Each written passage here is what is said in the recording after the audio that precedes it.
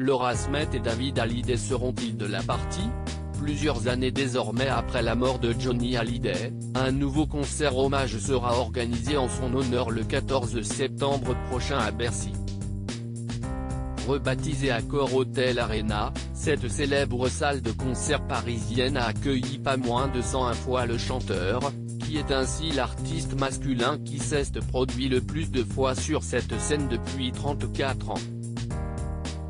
Alors comme pour l'Olympia, où un hommage avait été organisé en décembre 2019, Laetitia Hallyday a une nouvelle fois voulu honorer son mari, en réunissant des artistes comme Calogero, Louane ou encore Julien Doré pour reprendre les titres du taulier lors d'un événement exceptionnel.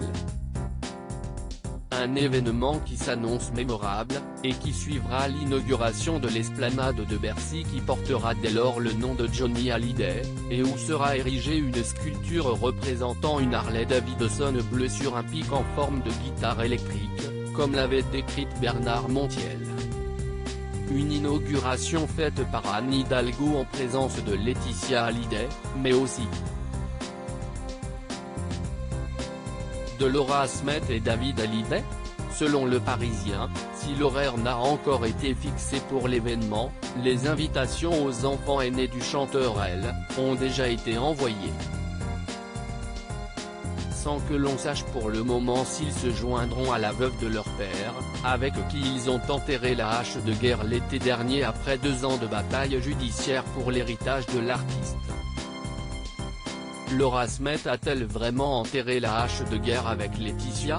Malgré un accord passé entre Laetitia Hallyday et les enfants aînés de son mari, il se trouve que Laura Smith a du mal à digérer cette affaire d'héritage, elle qui souhaite désormais garder des kilomètres de distance entre elle et Laetitia Hallyday.